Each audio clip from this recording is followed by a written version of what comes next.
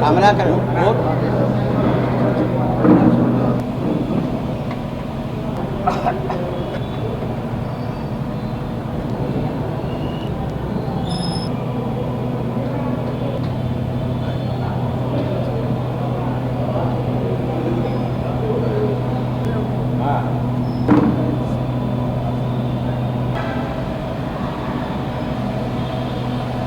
తెనాలి శ్రీ వాసవి కన్యకామరేశ్వరి దేవస్థానం సత్రం committee elections April 26వ తారీఖున announce చేయడం జరిగింది. దాని మీద జీవితకాలం సభ్యులైన గుండా పిచ్చి గారు కోర్టుకు వెళ్ళి స్టే తీసుకురావడం జరిగింది ఏప్రిల్ 1వ తారీఖున. తర్వాత వాదోపవాదాలు విన్న కోర్టు వారు ఈ రోజున అనగా 7/5/2026వ తేదీన ఒక స్టేని వెకేట్ చేస్తూ ఒక ఆర్డర్ పాస్ చేస్తున్నారు. ఆ ఆర్డర్ ప్రకారం పిచ్చి గారు 2 అంశాలు దీంట్లో అడిగారు. ఒకటేమన్నా 3 సంవత్సరాలకు ఒకసారి బైలా అమెండ్ కాలేదు, 1 సంవత్సరానికి మాత్రమే పెట్టాలి, బైలాస్ విరుద్ధంగా పెడుతున్నారని. రెండో అంశం ఏమన్నా ఓటర్స్ సక్రమంగా లేదు కాబట్టి అది మొత్తం సవరించి మాత్రం ఎలక్షన్ జరపాలని పెట్టారు. దాని మీద కూలంకషంగా జడ్జి గారు నిర్ణయించుకొని 3 సంవత్సరాల బైలాస్ అనే తీర్మానంలో రాసినా కానీ చట్ట ప్రకారం సొసైటీస్ యాక్ట్ రిజిస్ట్రేషన్ కాలేదు కాబట్టి ప్రస్తుతానికి 1 సంవత్సరానికి ఎలక్షన్ జరపమని నిర్ణయించడం జరిగింది. ఓటర్స్ లిస్ట్ విషయంలో ఏదన్నా 1-2 తప్పులుంటే కనుక అదే పెద్ద ఇబ్బంది కాదు కాబట్టి ఓటర్స్ లిస్టు దాని మీద ఆ సాకుతో ఆ కారణంతో దీన్ని ఆపడానికి వీలేదు. పాత ఓటర్స్ లిస్టునే కంటిన్యూ చేస్తూ ఎలక్షన్ జరపాలని ఇవ్వడమే కాకుండా మళ్ళీ ఈ ఎలక్షన్ ఆఫీసర్ గారికి కూడా ఒక డైరెక్షన్ ఇవ్వడం జరిగింది. ఏంటంటే అది ఈ పిచ్చి గారు అనే వ్యక్తి దావా వేస్తున్నాడు కాబట్టి అతనికి మళ్ళీ ఫ్రెష్గా నామినేషన్ వేసుకోవడానికి ఈ తేదీ నుండి ఈ ఆర్డర్ తేదీ నుండి 10 రోజుల్లోగా నామినేషన్ వేసుకోవాలి. అలాగే మిగతా వాడు కూడా ఎవరైనా నామినేషన్ వేసుకుంటే జీవితకాల సభ్యులు వేసుకోవచ్చు. 10 రోజుల్లోపు నామినేషన్ ప్రక్రియ చేసుకొని ఫ్రెష్గా షెడ్యూల్ ఇచ్చి ఎలక్షన్ ఆఫీసర్ గారు ఎలక్షన్ జరపాలి. ఏదైతే ఎలక్షన్ ఎక్కడైతే ఆగిందో అక్కడి నుంచి ప్రాసెస్ చేసి కొత్తగా నామినేషన్స్ కూడా స్వీకరించి తర్వాత స్క్రూటినీ విత్డ్రావల్ చేసి పోలింగ్ డేట్ ఫిక్స్ చేసి ఎలక్షన్ జరపాలని ఇచ్చారు. ఈ ఓటర్స్ లిస్టు గురించి ఎటువంటి ఆందోళన ఎవరు పడక్కలేదు. ఏదైతే పాత లిస్టు ఉందో దాని ప్రకారం ఎలక్షన్ జరుగుతుంది. అట్లాగే ఇంకా ఎవరికైనా జీవితకాల సభ్యులు వేసుకోవాలని ఆలోచన కనుక ఉంటే వాడు కూడా మళ్ళీ ఎలక్షన్ నామినేషన్స్ వేసుకోవచ్చు. ఎలక్షన్ ఆఫీసర్ గారు ఈ రోజు నుండే డ్యూటీలోకి రావాలని చెప్పి దీంట్లో రాయడం జరిగింది. ఈ తేదీ నుండి 10 రోజుల్లోగా నామినేషన్ ప్రక్రియ చేయాలని. కాబట్టి ఎలక్షన్ ఆఫీసర్ గారికి ఈ మీడియా ద్వారా తెలియజేసేది ఏంటంటే మీ ఎక్కడైతే మీరు ఎలక్షన్ ప్రాసెస్ ఆపారో అక్కడి నుంచి స్టార్ట్ చేసి ఈ రోజు తేదీ లాగాయితూ ఈ ఆర్డర్ ఇచ్చిన తేదీ నుంచి మీరు నామినేషన్ 10 రోజులకు కాల్ఫర్ చేయాలి. తర్వాత మిగతా ప్రాసెస్ అంతా కూడా చేయాలి. ఇది ఎక్కడా కూడా ఆగడానికి లేదు. ఏదన్నా చేస్తే ఈ కోర్టు వారి తీర్పుని ఉల్లంఘించినట్టు అవుతుంది, ధిక్కరించినట్టు అవుతుంది. కాబట్టి ఎలక్షన్ ఆఫీసర్ గారు షెడ్యూల్ స్టార్ట్ చేసి ఈ రోజు నుంచి లెక్కతో మళ్ళీ షెడ్యూల్ ఫిక్స్ చేయాలి. ఈ రకంగా 2 రకాలుగా చేసి మళ్ళీ ఎలక్షన్ జరపాలి. ఎటువంటి ఆటంకాలు లేకుండా జీవితకాల సభ్యులందరూ కూడా స్వేచ్ఛగా వినియోగించుకోలేక ఎలక్షన్ జరపాలని కోర్టు వారు నిర్ణయించారు. కాబట్టి ఈ రకంగా ఎలక్షన్ జరపడానికి మీరందరూ కూడా సహకరించి ఎలక్షన్ సక్సెస్ చేయాలని కోరుతున్నాను. మార్చి 1వ తారీఖున జనరల్ బాడీ సమావేశంలో 57 రోజులకి 56 రోజులు టైం ఇచ్చి మరి ఎన్నికలు జరపమని చెప్పేసి ఆ రోజు మరి తీర్మానం చేయడం జరిగింది. మరి ఇక్కడ ఉన్నటువంటి కొంతమంది కోర్టుకు వెళ్ళి దాన్ని రకరకాలుగా 98లో పోటీ చేసినోడు కూడా 1 సంవత్సరమైన మాట్లాడుతున్నాడు. ఇంత దుర్మార్గం అమ్మవారి అంటే గ్యారెంటీగా చూస్తుంది. మేము చెప్తున్నాము, మీరు అమ్మవారి సొమ్ముని అనవసరంగా లక్షలు ఖర్చు పెట్టి సర్వనాశనం చేశారు. మీరు లెక్కలు చూపించమంటే లెక్కలు చూపించట్లేదు. మీరు ఎందుకు లెక్కలు చూపించరు? ఆడిట్ రిపోర్ట్ ఉండొద్దా? ఆడిట్ రిపోర్ట్ లేకుండా చేస్తావా? ఇంతలో దేవస్థానానికి కోట్ల ఆస్తున్నటువంటి దేవస్థానానికి ఆడిట్ రిపోర్ట్ లేదా? మీ ఇష్టం వచ్చినట్టు చేసుకుంటారా? పైపెచ్చు ఏదన్నా వస్తే దాని మీద కోర్టుకు వెళ్తారా? అమ్మవారి సొమ్ము ఉందిగా తినడానికి, ఎవడు జోబీలో తీరు. అమ్మవారి సొమ్ముతోనే కోర్టుకు వెళ్ళడం, ఖర్చు పెట్టడం ఇవన్నీ చేస్తున్నాయి. ఇది మంచి పద్ధతి కాదు. మీకు కానీ మీ వంశాలకు కూడా చాలా ఇబ్బంది వస్తుంది. అమ్మవారు చాలా శక్తివంతమైంది మన కన్యకా పరమేశ్వర అమ్మవారు. ఆమెను దృష్టిలో పెట్టుకొని చేయండి. ఏ పనులు చేసినా కూడా ఊరగా కాగితాలు ఉన్నాయని ఏదో లాయర్లకు డబ్బులు ఇచ్చి గుంటూరు నుంచి పిలిపించి అనకాపల్లి నుంచి పిలిపించి ఇక చేయాల్సింది మంచిది. ఊళ్ళో ఏమనుకుంటున్నారు? నువ్వు చేసిన పనులకు ఏమనుకుంటున్నారు? కోర్టుకెళ్ళేదిందయ్యా.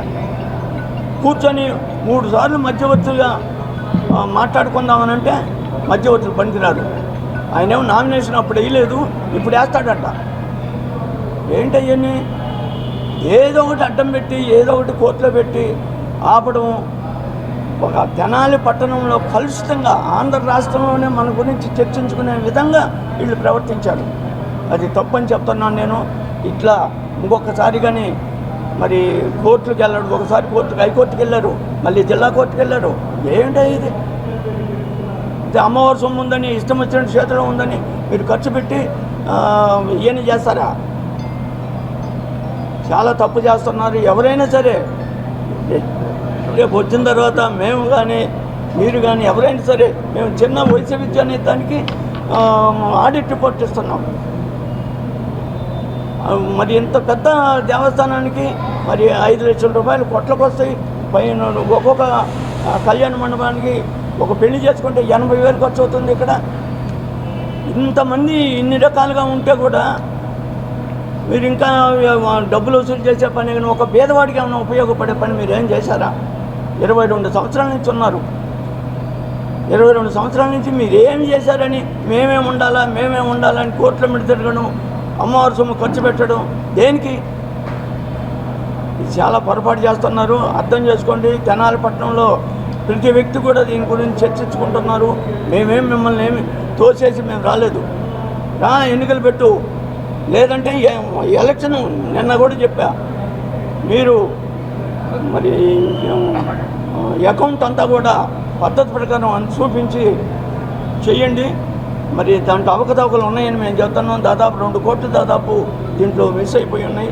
దీనికి బాధ్యులైన అందరినీ కూడా మరి శిక్షించాల్సిందే. మరి కోర్టుకు వెళ్ళి నువ్వు ఆపుతావు, 2 నెలలు ఆపుతావు, తర్వాత సంవత్సరాలు ఆగదుగా. కోర్టులో కూడా ఇట్లాంటి పనులు చేసి 10 మందిలో అప్రతిష్ట కావడం మీకు అలవాటేం, కానీ మాకు అట్లాంటి అలవాట్లు లేవు. కాబట్టి మేమెల్లా ఎప్పుడు కూడా కోర్టుకి, హైకోర్టులో వాళ్ళు అయితే కౌంటర్ వేసాం, ఇక్కడ జిల్లా కోర్టులో అయితే కౌంటర్ వేసాం. అంతకు తప్పితే మేము ఈ గుడి వ్యవహారంలో కోర్టుకు అనేది ఎప్పుడు వెళ్ళా 24 సంవత్సరాల్లో. అది గమనించండి. ఎన్నికలైనా సాధు ప్రతాప్ గారికి ఒకటే చెప్తున్నా, నీకు వచ్చిన అవకాశాన్ని సద్వినియోగం చేసుకొని మంచి పద్ధతిలో ఎన్నికలు జరిపితే నీకు గౌరవంగా ఉంటుంది. ఎందుకంటే ఇప్పుడు జరిగిన విషయాల్లో నువ్వు అనవసరంగా కోర్టుకు వెళ్ళడం కూడా తప్పు. నువ్వు ఎన్నికల కమిషనర్, ఎన్నికల ఆఫీసర్ అంటున్నావు, మరి మీరు సక్రమంగా జరపాల్సిందే. కానీ నువ్వు కోర్టుకొచ్చి నువ్వు ఒక లాయన్ని పెట్టుకునేది ఏంటి? తప్పు కదా. నీకేం సంబంధం? ఎన్నికల్లో పోటీ చేసేవాళ్ళు చూసుకుంటారు, మీకేం సంబంధం? ఇవన్నీ మానుకొని సక్రమంగా ఎన్నికలు జరుపుకుంటే నీకు మంచిది, నీకు కూడా మంచి పేరు వస్తుందని కూడా నీకు తెలియపరుస్తూ, తెనాలి పట్టణ ప్రజలు ముఖ్యంగా ఆర్యవేశులు గత 24 సంవత్సరాల నుంచి ఎప్పుడెప్పుడు అని ఎదురు చూస్తున్న ఎన్నికల ప్రక్రియ పోయిన నెలలో దేవస్థానం వారు జనరల్ బాడీ మీటింగ్ పెట్టి ఎన్నికల షెడ్యూల్ విడుదల చేశారు. ఆ రోజే మాకు అనుమానం వచ్చింది. ఏందయ్యా అంటే అమ్మవారి జయంతోత్సవాలు పెట్టుకొని, పుట్టినరోజు వేడుక పెట్టుకొని, మన అమ్మవారికి చేసే ఉత్సవాలు, సంవత్సరానికి వేడుకగా చేసే ఉత్సవాలు, ఘనంగా చేసే ఉత్సవాలు 3 ఉత్సవాలు. ఆ 3 ఉత్సవాల్లో మొదటి ఉత్సవమైన అమ్మవారి పుట్టిన రోజు ఉత్సవం రోజు మీరు ఏ రోజైతే ఎలక్షన్ డేట్ అదే రోజు ఎలక్షన్ జరుపుతాను అనౌన్స్ చేశారో ఆ రోజే మీ యొక్క పారదర్శకత, మీ యొక్క నిబద్ధత, మీ యొక్క సచ్చీలత మాకు అర్థమైంది. మీరు ఆ రోజు జరిగిన జనరల్ బాడీ సమావేశంలో గబగబా చదువుకుంటూ వెళ్ళిపోయారు. సాక్షాత్తు 20 సంవత్సరాలు 24 సంవత్సరాలు ప్రెసిడెంట్గా పాలించిన వేణుగారే అన్నారు. ఆయన ఏం చెప్పారో నాకేం అర్థం కాలేదు, మీకేమైనా అర్థమైందా? అర్థమైతే చప్పట్లు కొట్టండి అన్నారు. ఆయనకు అవసరం చప్పట్లు కొడతాం, అంతే. చప్పట్లు కొట్టారు, అయిపోయింది. ఎన్నికలు చేయడానికి డేట్ ఇచ్చేటప్పుడు జనరల్ బాడీలో మీరేం మాట్లాడుకుంటే డేట్ ఇస్తాను ఒక ఒప్పందం చేసుకొని, జనరల్ బాడీలో లెక్కలు జమా ఖర్చుల్లో అవకతవకలు కొన్ని వందలు, ప్రతి ఆడిట్లో అవకతవకలు ఉన్నాయి. లిఫ్ట్ రిపేర్లో కానివ్వండి, దేవస్థానం నిర్వహణలో కానివ్వండి, పాలకవర్గం నిర్వహణలో కానీ అన్ని అవకతవకలు ఉన్నాయి. ఇవన్నీ బయటపడకుండా కోసం అని చెప్పేసి అతను ఆ రోజు డేట్ ఇచ్చారు. ఆ రోజే చెప్పాం, అయ్యా ఇలా పుట్టినవుతుందయ్యా అమ్మవారిని అంటే పర్లేదు, జరిగిపోతే అది జరిగిపోతున్నారు. తీరా చూస్తే ఏంటి అంటే చక్కగా కోర్టుకు వేసారు. కోర్టు కేసిన తర్వాత ఒక చేతి రేపించారు. మరీ విచిత్రం ఏంటంటే ఆ వ్యక్తి గతంలో 1998 2001 సంవత్సరానికి గాను ప్రెసిడెంట్గా పోటీ చేశారు 3 సంవత్సరాలకి. ఆ వ్యక్తి మరి ఇప్పుడు బైలా చూశారు. బైలా మరి ఆయన ఎప్పుడు కనబడింది ఆ ఎమినిమెంట్ బైలాకి వెళ్ళి సంవత్సరానికి జరపాలన్నారు. మాకేం అభ్యంతరం లేదండి. సంవత్సరాలు జరిపినా 3 సంవత్సరాలు జరిపినా నిష్పక్షపాతంగా పారదర్శకంగా ప్రజల ఆమోదయోగ్యంతో ఎన్నికలు జరపండి. మీరు వచ్చారనుకోండి గౌరవంగా మిమ్మల్ని కూర్చోబెడతాము. ఒకవేళ ఇంకో ప్యానల్ వచ్చిందనుకోండి వాళ్ళని కూర్చోబెడతాము. మేము వస్తే మమ్మల్ని కూర్చోబెట్టుకుందాం. ఏదైనా ప్రజాస్వామ్య పద్ధతిలో ఎన్నికలు జరపాలని మా కోరిక. మా కోరిక కాదండి, ప్రజల కోరిక. ఎందుకు జరపలేరండి? ప్రతి సంస్థకి ఎన్నికలు జరపాల్సిందే. ప్రస్తుతం గత 25 సంవత్సరాల నుంచి 30 సంవత్సరాల నుంచి ఎన్నికలు లేకుండా జరుగుతున్న గుప్తా కాలేజీకి కూడా ఎన్నికలు జరపాల్సిందేనండి. గుప్తా కాలేజీ ఎన్నికలు జరపాల్సిందే, వైశ్య విద్యార్థికి ఎన్నికలు జరపాల్సిందే, అపరగమశాలకు ఎన్నికలు జరపాల్సిందే, గీతాభవనానికి ఎన్నికలు జరపాల్సిందే, వ్యాయామశాలకు ఎన్నికలు జరపాల్సిందే. మన సంస్థలో ఉన్న ప్రతిదానికి ఎన్నికలతో జరుపుకుందాం. ఏమైతే ఎన్నికలు జరుపుకుంటే మీరు అభివృద్ధి చేశారనుకోండి మీ ప్రకారం మీరు వస్తారు, అభివృద్ధి చేయలేదనుకోండి మీ ప్రకారం మీరు వెళ్తారు. పెద్ద పెద్ద వ్యవస్థలు ఎన్నికలతో జరుగుతున్నాయి. హైకోర్టులో మొన్న మేము చూసాం, హైకోర్టులో ఎన్నికలు ఎంత బ్రహ్మాండంగా చేసుకున్నారండి. హైకోర్టులో కానీ కోర్టులో కానీ ఇక్కడ సంస్థలు ఎన్నిటో ఎన్జిఓస్ కానీ ఎన్ని చేసుకోవట్లేదండి. ఎన్నికలు జరపమంటే భయం, ఎవరో ఒకరితో పంపించడం, కాలటం పెడతాం చేయటం. మరి ఈ వ్యక్తికి తెలియదండి. 3 సంవత్సరాలు గతంలో నామినేషన్ వేసి పోటీ చేసి 180 ఓట్లు తేడాతో 180 ఓట్లే వచ్చింది ఆయనకి. ఓడిపోయిన వ్యక్తికి తెలియదండి. అప్పటికే ఆ తర్వాత 2004లో ఏ విధంగా నువ్వు ఈ దేవస్థానానికి నూకల వేణుగారికి అప్పచెప్పిన వ్యక్తి ఇవాళ వీళ్ళందరూ పొల్యూటై చేశారండి. మేము దానికేం మాట్లాడుతున్నా. వీళ్ళకి మధ్యవర్తులు అంటే గౌరవం లేదు, కోర్టులు అంటే ఇది లేదు, ఏదో కాగితం పడేటో అడ్డం పెడతాం. వ్యవస్థ అంటే గౌరవం లేదు. దయచేసి ఇప్పుడు ఒక ఎన్నికల షెడ్యూల్ ఇచ్చారండి. గౌరవ కోర్టు వారి ఆదేశాన్ని అందరం గౌరవిద్దాము. వారి తీర్పున ఆదేశానుసారం మరలా ఎన్నికలు జరుపుకుందామండి. ఈ రోజు నుంచి బిగిన్ చేసి కోర్టు ఆదేశం ప్రకారం ఈ రోజు నుంచి బిగిన్ చేసి 10 రోజుల లోపల ఎవరైనా సరే జీవితకాల సభ్యుల్లో ఉన్న సభ్యుల్లో ఎవరైనా సరే వచ్చి నామినేషన్ వేసుకోవచ్చండి. వారికి ప్యానల్ ఉంటే ప్యానల్ వేసుకోవచ్చండి. అందరూ పోటీ చేసే అవకాశం ఉంటుంది. దయచేసి అందరూ రండి. ప్రతి ఒక్క ఆర్యవైశ్య జీవితకాల కాణికా పరమేశ్వర జీవితకాల సభ్యులకి విన్నపం చేస్తున్నామండి. రండి, తమరి ఓటు హక్కును వినియోగించుకోండి. ఎంత దారుణం అంటే అండి, ఇది చాలా ముఖ్యమైన విషయం. ఒక పాయింట్ ఇది మర్చిపోకండి. ఎంత దారుణమైన విషయం అంటే 3 సంవత్సరాలకు ఎన్నికల గురించి పోట్లాడుతున్నారు తప్పితే గుడిలో అమ్మవారి కైంకర్యాలు సరిగ్గా ఉన్నాయో లేవో చూడరు. గాలి గోపురాలను లైటింగ్ వేయరు. ఇక్కడ గుడిలో 3 ఉత్సవాలు జరిగేదానికి లైటింగ్లు సరిగ్గా పెట్టరు, తోరణాలు సరిగ్గా కట్టరు. అయ్యవారి విగ్రహం భిన్నమైందయా అని చెప్పి మేము 2 సంవత్సరాల నుంచి మొత్తుకుంటుంటే దాని మీద అది నిజమా కాదా అని కూడా కనీసం ఎంక్వైరీ చేసి, అంటే వాళ్ళకి తెలుసు అది నిజమని తెలుసు, కానీ ఇలా మీడియా ముందుకు వచ్చి చెప్పడమో ఏం లేదు. వాళ్ళకి కావాల్సిన కేవలం పదవి. దీనిలో వాళ్ళు మరలా చెబుతున్నాం. నిన్న ఎవరు అంటున్నారు మేమేదో లైన్లు దాటే ఉంటాం. మేము లైన్లు దాటాం బాబు, లైన్లోనే ఉన్నాం. ఎవరో వేణుగారి గురించి ఇంకోళ్ళ గురించి ఏదో మాట్లాడని చెప్తున్నారు. ఉన్న వాస్తవాలు మాట్లాడాం. మేము మరలా ఛాలెంజ్ చేస్తున్నామండి. గుడిలో సత్యనారాయణ స్వామి వారి విగ్రహం భిన్నం కాలేదని మీరు నిరూపిస్తే మేము ఎవరం పోటీ చేయమండి.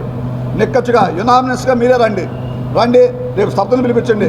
ఇంతకుముందు వాట్సాప్లో ఒక పెద్ద మనిషి కొడుకు చెప్పాడండి, నేను పలానా వ్యక్తి కొడుకుని, చాలా పెద్ద పేరు మాది చాలా పెద్ద వంశం అని చెప్పుకొని చెప్పాడు.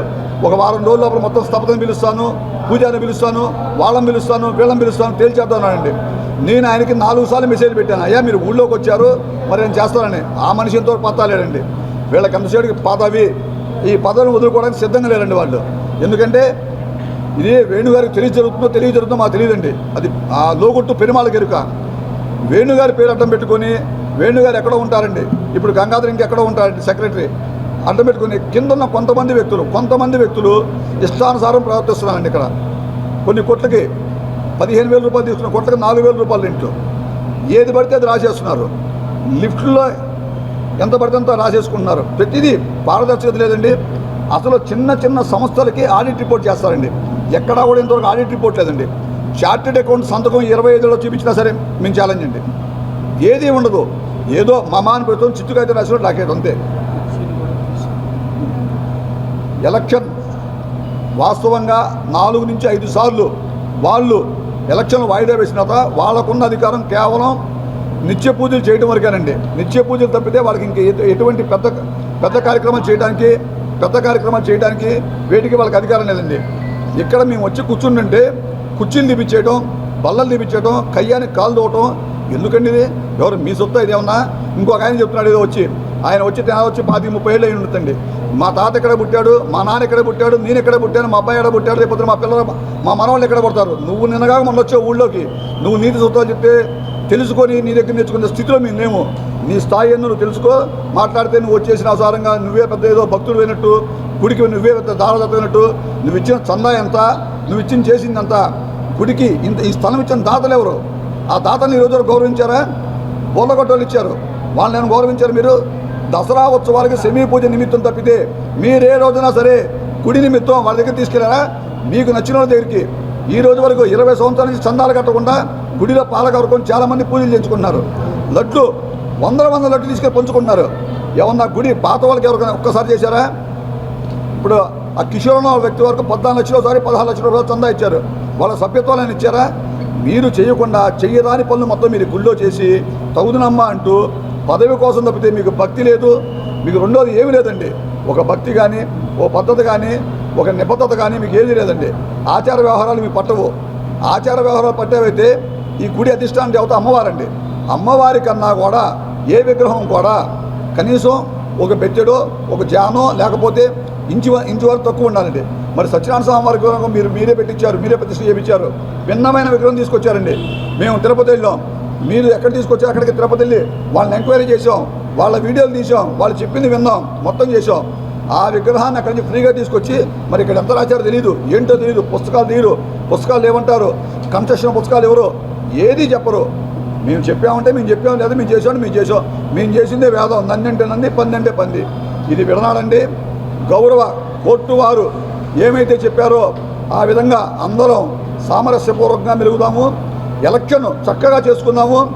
జీవితకాల సభ్యులు సుమారుగా 874 మంది ఎంతమంది ఉన్నారండి. ఎలక్షన్ ఆఫీసర్ గారికి కూడా మేము ఒక విన్నపం చేస్తున్నామండి. గతంలో లాగా మీరు ప్రవర్తించద్దండి. ఎలక్షన్లు ఉండగా మీరు విహారయాత్రకు వెళ్ళిపోయారండి. ఎలక్షన్ తేలిన తెలియదు మేము ఆనందపడేవాళ్ళం. మీరు విహారయాత్ర అర్థం మేము చెప్పట్లేదండి, మీరు చక్కగా విహారయాత్రలు చేసుకోండి. కానీ ఎలక్షన్లు ఏ విషయం తేలిన తర్వాత మీరు వెళ్తే బాగుండేది. అది మీ పారదర్శక లోపించాలని అనుకుంటున్నామండి. రేపొద్దున దయచేసి మీరు ఎలక్షన్లో జీవితకాల సభ్యులు మొత్తాన్ని బోర్డు పెట్టండి. ఆ బోర్డులో సపోజ్ నా నెంబర్ ఉందనుకోండి, నా నెంబర్ ఆల్రెడీ ఉందనుకోండి, నేను చూసుకొని మళ్ళీ పోటీ చేయడానికి అవకాశం ఉంది లేదా నా అలాంటి చాలామంది ఉన్నారండి.